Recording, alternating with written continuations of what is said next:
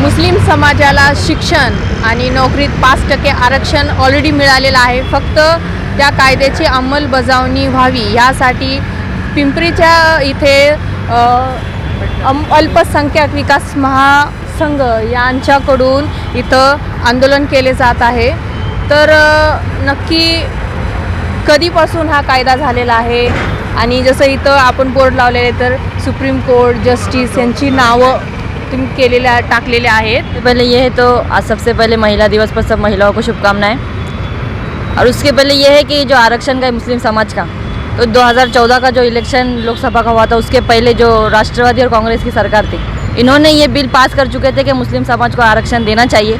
क्योंकि जो सच्चर कमेटी थी, रंगनाथ कमेटी थी, इन लोगों ने जो सर्वे किया था उसमें ये पता चला था कि ये मुस्लिम समाज आज कितना पिछड़ा हुआ है, कि शिक्षण में, नौकरी में आज कितना पिछड़ा हुआ है. तो इस वजह से ये बताया गया था जल्द से जल्द इन लोगों को आरक्षण मिलना चाहिए.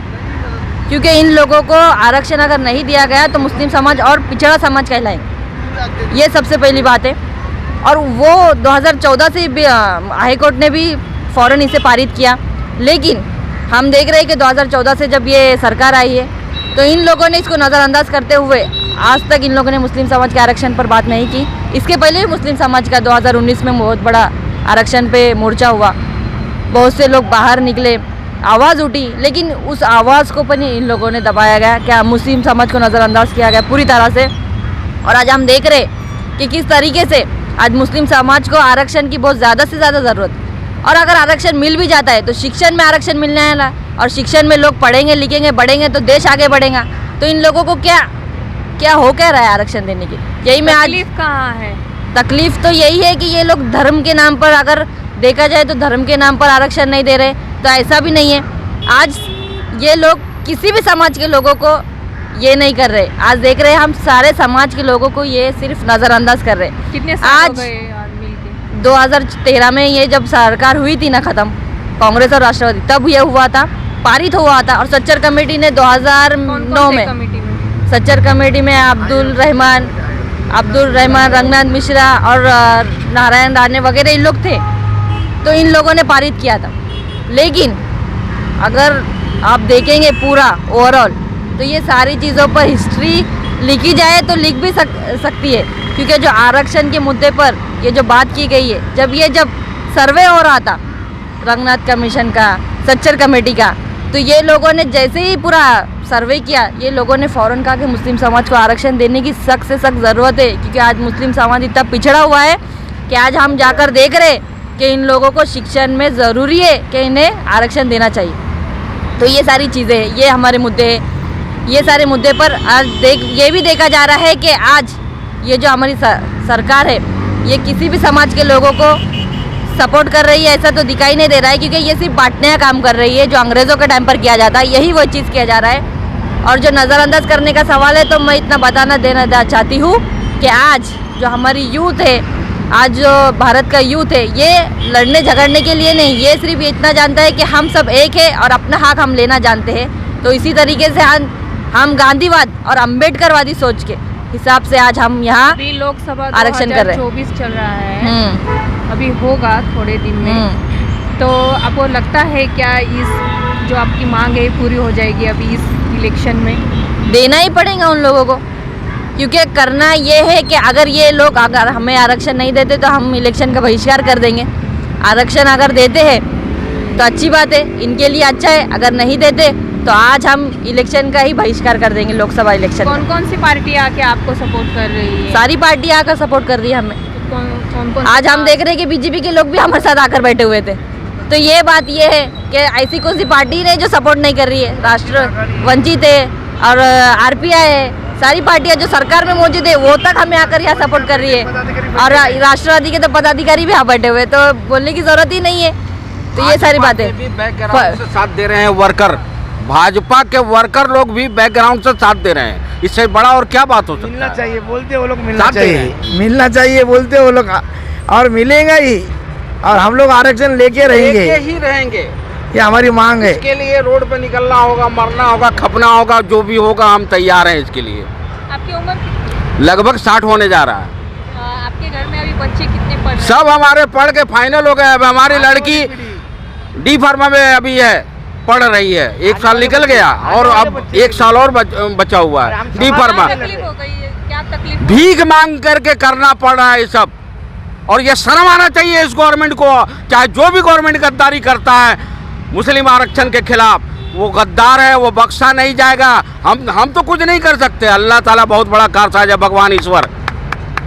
और ये संविधान है, डॉक्टर बाबा साहब अम्बेडकर का कानून है, हजरत मोहम्मद सरकार दो आलम सल्लल्लाहु अलैहि वसल्लम का कानून 340 संविधान के कलम में उठाकर जाओ, देखो वहाँ उनका जो है कानून लागू किया हुआ है डॉक्टर बाबा साहब अम्बेडकर का। कब से आंदोलन चालू किए? ये आज का 10वां दिन है। कब खत्म होगा? चलते रहेगा, अभी मालूम नहीं कब खत्म होगा। जब तक सरकार की हलचल होती नहीं, सरकार के कान खुलते नहीं, बोलते ना वो आंधी होके बैठी है सरकार। जब तक सरकार आँख खोलती नहीं, जब तक लड़ाई चलते रहेंगी। और एक चिंगारी है, पिंपरी से शुरुआत होगी, पूरे महाराष्ट्र में आंदोलन होने वाले हैं। हर घर में, हर चौक चौक में आंदोलन होने वाले। और इसका कारण भी आने वाले लोकसभा में मुसलमान समाज इलेक्शन में मतदान नहीं करेगा जब तक आरक्षण की अमलबजावनी नहीं करते नहीं, जब तक की सरकार। इसका पूरा सरकार जिम्मेदार रहेगा। लोकसभा पे असर गिरेगा? गिरना ही पड़ेगा असर। जब जनता इलेक्शन नहीं देंगे तो असर गिरेगा ही। हमारा हक हमको दे रहे नहीं, कौन हमारा कौन पर है कैसा मालूम पड़ेगा। अभी जो सरकार आएंगी, कोई भी अभी जो सरकार है उसने जल्दी अमलबजावनी नहीं करेंगे तो पूरा मुस्लिम समाज उसको वोटिंग देगा। मुसलमान का वोट मांगता है ना, तो उसके लिए वोटिंग मांगता रहेगा। तो जल्दी से जल्दी सरकार ने अमलबजावनी करना। उसमें हमारे दादा है, सेकुलर बोल के काम कर रहे हैं उनके साथ, उनने उन पर प्रेशर डालना चाहिए।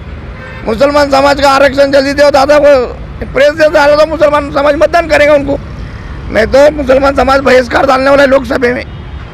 काय वाटतं तुम्हाला आरक्षणाविषयी? की आज आपण या महाराष्ट्रात पाहतो की मुस्लिम समाज प्रत्येक हातगाडा वगैरे की अडाणी असल्यामुळं प्रत्येक हा मुस्लिम समाज या ठिकाणी आपण हातगाडा असेल, फळाच्या गाड्या असेल, त्या ठिकाणी फळं विकून कुठे गॅरेजमध्ये काम करून आपली उपजीविका चालवत आहे।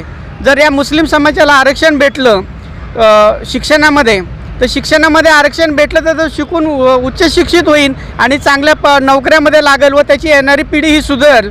आणि येणारी पिढी सुधारल्यामुळे अर्थात देशाचा विकासच होतो की शिक्षण विद्यार्थी शिकले, जो माणूस होतो हा देशाचा नागरिक असतो आणि देशाच्या नागरिकांचं नाव मोठं होतं। त्यामुळं या ठिकाणी मुस्लिम समाजाला आरक्षण भेटलं पाहिजे। आपका इस बारे में क्या कहना है? आरक्षण में आप यहाँ स्टेज पे मौजूद हैं, म्हणजे तुम्हारा नाम बोलो, कौन से पद के हो। आज जागतिक महिला दिनानिमित्त और महाशिवरात्रि के अवसर पर मैं तमाम महाराष्ट्र के नौजवान और महिलाओं को शुभेच्छा देते हुए, आप भी एक महिला पत्रकारिता मैडम शहनाज कुरान, आपको भी हार्दिक शुभेच्छा देता हूं मैं। लेकिन आपने पूछा ये आरक्षण के बारे में आपने मेरे प्रश्न पूछा, उसके हिसाब से मैं आपसे बोलना चाहता हूं कि अल्पसंख्यक विकास महासंघ महाराष्ट्र और उसका संस्थापक अध्यक्ष रफ़ीक कुरैशी और डायनेमिक युवा नेतृत्व समरीन कुरैशी और पूरा टीम के साथ आज मुस्लिम समाज को 5% के आरक्षण मिलने के लिए उन लोग आज रास्ते में बैठा है। मैं बहुत दुख से बोलना चाहता हूं कि मुस्लिम समाज के कुछ नौजवान और महिला पढ़ाई के लिए और जॉब के लिए आज भी प्रस्तावितों के साथ फाइट कर रहा है, क्योंकि उनको एजुकेशन और जॉब के लिए आरक्षण मिलेंगे तब उनका जीवन शैली और उनका उन्नति, उनका जीवन चेंज हो जाएगा। वो एक अपेक्षा लेके आज रास्ते में उतरा है। मैं आज बोलना चाहता हूं कि 2013 में तत्कालीन कांग्रेस और राष्ट्रवादी सरकार मेरे आदरणीय नेता अजित पवार साहब ने मुस्लिम को आरक्षण दिया गया। आरक्षण देने के बाद लेकिन और अल्पसंख्यक विरोधी लोग और माइनॉरिटी विरोधी लोग, मुस्लिम विरोधी लोगों ने उसको हाई कोर्ट में और सुप्रीम कोर्ट में उसको चैलेंज किया। उसकी वजह से आज मेरे मुस्लिम समाज को, मैं क्योंकि एक अल्पसंख्यक, मैं एक कोई पॉलिटिकल पार्टी के नेता बोल के मैं इधर बैठा नहीं है, मैं एक अल्पसंख्यक समाज के एक नेता बोल के मैं बैठा हूँ, क्योंकि समाज का उन्नति के लिए मैं लड़ रहा हूँ। वो मुस्लिम हो, अल्पसंख्यक हो, माइनॉरिटी हो, क्रिश्चियन हो, बाबा साहब अम्बेडकर मूवमेंट में काम के लोग हो, मादंग हो, धनगर हो, सभी के लिए आज रास्ते में उतरा है कि उनको आरक्षण मिलना चाहिए। उनका कोई गलती नहीं है, क्योंकि उनके इधर का इकोनॉमिकल बैकग्राउंड की वजह से वो उनको पढ़ाई में और एजुकेशन में उन्नति होगा तो ही उनका जीवन शैली अच्छा होगा। उसी वो एक उम्मीद ले कि आज मेरा समाज, मेरे अल्पसंख्यक समाज, मेरे समरीन जैसे बच्ची, मेरे रफ़ीक जैसे भाई और अब्दुल्ला जैसे मेरे भाई, आज आल्बर्ट जैसे मेरे भाई, सब लोग रास्ते में उतर रहा है। हमको कुछ मिलेंगे, हमारा एजुकेशन होगा, हमारा पढ़ाई लिखा होगा, हमारा जॉब में कुछ हमको मिलेंगे, वो एक उम्मीद लेके आज रास्ते में उतरा है। मैं आदरणीय दादा, क्योंकि आदरणीय दादा हमको बोला है जब तक मैं सत्ता में बैठेंगा तब माइनॉरिटी लोगों को डरने के कोई कारण नहीं है, मैं आपके साथ खड़ा है। और ये उम्मीद दादा का अपेक्षा, दादा मुख्यमंत्री बनेंगे, दादा ये बात लेके मुस्लिम समाज को आरक्षण देंगे, ऐसे एक अपेक्षा एक कार्यकर्ता के नाते राजन नायर रखता हूँ।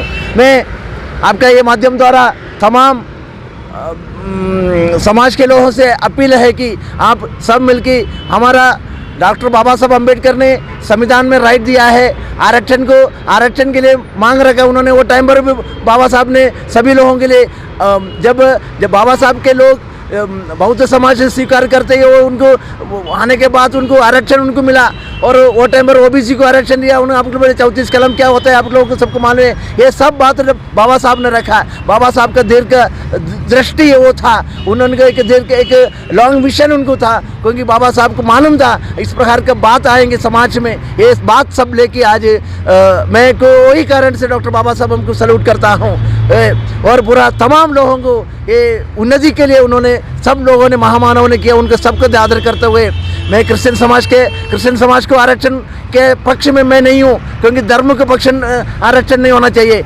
लेकिन कहाँ इकोनॉमिकल बैकग्राउंड है, बैकवर्ड है, ऐसे लोगों को आरक्षण मिलना ही चाहिए। इसलिए मैं मुस्लिम समाज के साथ है, इसलिए मैं